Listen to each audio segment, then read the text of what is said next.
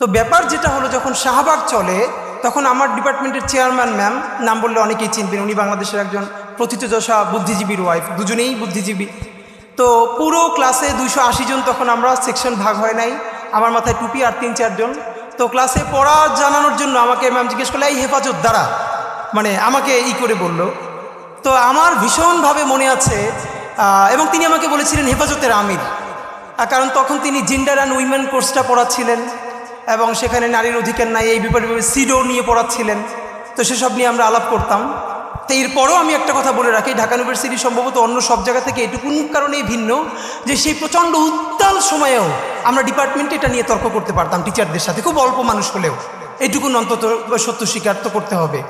তা আমার মনে আছে এরপর থেকে ম্যাডাম আমাকে 2-3 দিন ভিন্ন ভিন্ন কারণে ফোন, মানে একদিন আমরা বড় মিটিং করছি, বলছি ভিতরে কে, আমি বললাম ম্যাডাম আমি হেফাজতের আমির।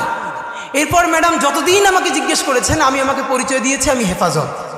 এর মানে আমি ভাবলাম যে তখন তো আমরা এত ম্যাচিউর না, বা এখনও আমরা তো ম্যাচিউর না, কিন্তু ঠিক আমাকে যেটা দিয়ে আমার আইডেন্টিটি নষ্ট করে ফেলতে চায় মানুষ, সেটাকে যদি আমি দৃঢ়ভাবে ধরে রাখার মতো সাহস করি, আল্লাহ সহজ করেন।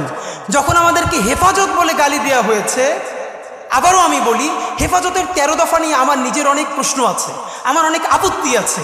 এই সমস্ত আপত্তি একপাশে রেখেই আমি বলেছিলাম, প্রকাশ্য দিবালোকে শিশু থেকে শুরু করে বৃদ্ধ মানুষকে ঢাকায় ডেকে চতুর্দিক বন্ধ করে ঘন্টার মধ্যে 1.5 লক্ষ বুলেট ছুঁড়ে গণহত্যা করা যাবে না, এবং এটা গণহত্যা।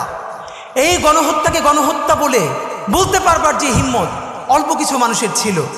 তো যেটা হয়েছে এবার দেখেন, তখন যেই হেফাজত বলার মতো আমাদের হিম্মত আল্লাহ দিয়েছিলেন, আজকে বাংলাদেশে 2024-এ সেই আবারও করে কারা রাজাকারের সন্তান, রাজাকারের নাতিদেরকে দিব, তখন আমরা তুমি কে আমি কে, রাজাকার রাজাকার এই কথা বলে, মানে আমাকে দেখে তুমি আমাকে আইডেন্টিটি ক্রাইসিস তৈরি করো, আমাকে ভিকটিম করো, আমার মানবিক মর্যাদা ভুলুণ্ঠিত করো, আমি সেটা তো তোমার, আমি রাজাকার তো তুই কি, এই কথা বলেই কিন্তু আমরা রাজপথে নেমে এসেছিলাম এবং মসনদ ভেঙে গেছে। আমি এখানে এসে আমার দুটো স্মৃতি দগদগে খুব মনে পড়ছে। প্রথমত আল্লামা মামুনুল হক, ওনার সাথে আজকে ফিজিক্যালি আমার প্রথম দেখা, ওনাকে দেখে আমার যেই স্মৃতিটা মনে পড়ছে, ওনারও মনে আছে কিনা জানি না, কয়েক বছর আগেও মনে হয় 2 বছর আগে ওনাকে যখন জেলে নিয়ে আসলো, উনি জেলের যে জেলখানার যে গাড়ি, তো ওনার মাদ্রাসার জামিয়া রহমানিয়ার বেশ কিছু ছেলেরা খুব ভোরে সম্ভবত বোখারি শরীফ বুকে নিয়ে ওখানে লাইনে দাঁড়িয়েছিলেন, তারা তাদের উস্তাদের কাছে বোখারির সবক নিতে চান।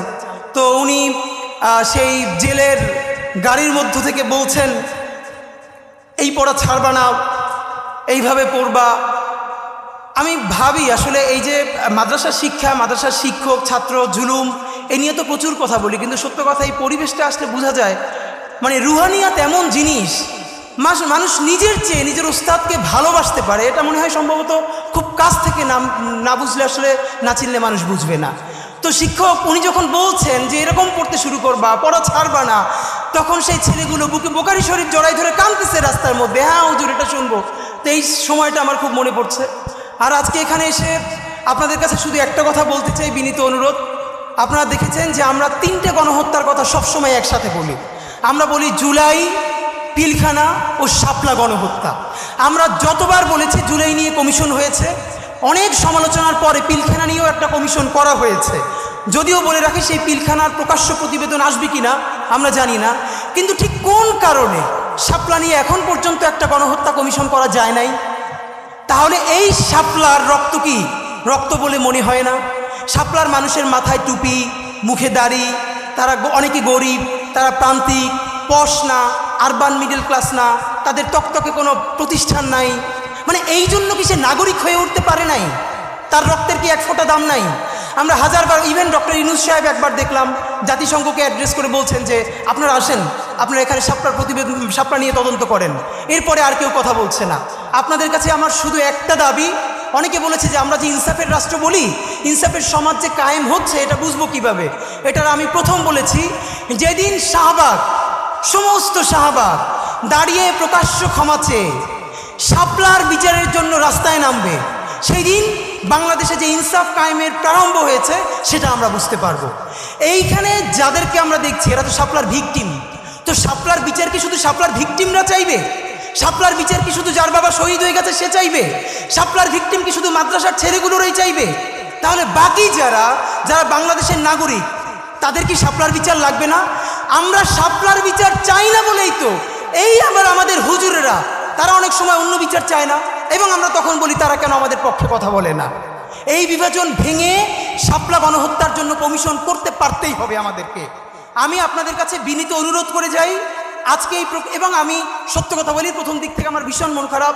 আমি কওমি অঙ্গনের সাথে অনেকের কাছে বলেছি, বিচারও দিয়েছি দাবি নিয়ে, অধিকার নিয়ে, যে প্রায় জুলাই 10 মাস হয়ে গেল, এখন পর্যন্ত ইভেন হেফাজত থেকে শাপলা নিয়ে বড় কোনো প্রোগ্রাম নাই কেন? আমরা ছোট পরিসর থেকে, আমরা তো আমাদের মতো করে বলবো, আমরা তো ধর্মীয় দৃষ্টিকোণ থেকে না বলে আমরা একটা ন্যাশনাল ইন্টারেস্টের জায়গা থেকে বলি। হেফাজতকে আমরা ধর্মীয় গোষ্ঠী মনে না করে আমরা তাদেরকে নাগরিক কাউন্ট করে বলবার চেষ্টা করি, কিন্তু তাকে তো অনেক ফোর্স থেকে অনেক জায়গায় বলতে হবে। তো অত্যন্ত ধন্যবাদ যে অন্তত শাপলা স্মৃতি সংসদ অফিসিয়ালি করা হলো, এইটা শুরু হলো। গণহত্যার বিচার শুরু না করা পর্যন্ত শাপলা স্মৃতি সংসদ বন্ধ করা যাবে না, এটা আপনাদের প্রতি আমাদের বিনীত অনুরোধ। নাম্বার 2, এইখানে যত আলেম ওলামা আছেন, এই আলেম ওলামারা তো থাকবেই, কিন্তু শাপলার বিচারের জন্য আমরা বাংলাদেশের ইউনিভার্সিটির ইভেন আমার টি শার্ট পরা বোনদেরকে পর্যন্ত রাস্তায় দেখতে চাই। কারণ শাপলার বিচার যদি না হয় তাহলে পিলখানার বিচারও কিন্তু হবে না, এটা আপনাদেরকে বলি। আর শাপলা গণহত্যা হচ্ছে সেই গণহত্যা যেই গণহত্যার লাশগুলো গুম করার মধ্য দিয়ে খুনি হাসিনা নিশ্চিতভাবে সাহস পেয়েছে মানুষ মেরে লাশ গুম করে দিলে তারপরে রক্ত যদি সব পানি দিয়ে ধুয়ে দেয় তবুও তাকে করবার মতো এই বাংলার জমিনে কেউ নাই। এই সাহসে শাপলা থেকে জুগিয়েছিল আল্লাহর অসীম কৃপা। আপনি ভাবেন 1 যুগ হয় নাই, যে বলেছিল রং মেখে শুয়েছিল। আমি নিজে শাপলা চত্বরে আপনাদের বিকেলের দিন হঠাৎ করে ভ্যানের উপরে 4টা লাশ, একদিকে প্রচণ্ড গুলি, একদিকে জানাজা, কোথায় যাব কোনো ঠিক নাই। এই গল্প অনেক জায়গায় বলেছি। তো আমরা আপনাদের কাছে বিনীত অনুরোধ, বিশেষ করে আল্লামা মামুনুল হক, আপনার কাছে আমরা বলতে চাই, আমাদের ছোট জায়গা থেকে আমরাও আপনাদের সাথে থাকতে চাই। এর পরের প্রোগ্রাম আমরা দেখতে চাই গুলশানের ওয়েস্টিন অথবা কোনো 5 স্টার হোটেলে আপনারা শাপলার যত ডকুমেন্টেশন আছে, আপনারা অন্তত 51 জন শহীদের তালিকা দিয়েছেন, 51টা পরিবার, তাদের প্রত্যেকের ডকুমেন্টেশন ইংলিশে এবং আরবিতে করে যতগুলো এম্বাসি আছে প্রত্যেক রাষ্ট্রদূতকে দাওয়াত দিয়ে এরপরে 5 স্টার হোটেলে প্যারালালি ইংলিশ এবং আরবিতে ব্রিফ করতে হবে খুনি হাসিনা দিল্লির সহযোগিতায় কিভাবে বাংলাদেশে গণহত্যা চালিয়েছে। যতক্ষণ না পর্যন্ত বাংলার জমিনে শাপলা গণহত্যার বিচার হবে ততদিন জুলাই চলবে। বাংলাদেশ জিন্দাবাদ, ইনকিলাব জিন্দাবাদ। ধন্যবাদ শরীফ ওসমান হাদি ভাইকে, অত্যন্ত গুরুত্বপূর্ণ আলোচনা তিনি আমাদের সামনে এনেছেন। আজকে আমরা সেই কথা আবারও স্মরণ করছি আমাদের প্রাণপ্রিয় রাহবার আল্লামা মামুনুল হক দামাত বারকাতুহু সেই পুলিশের যে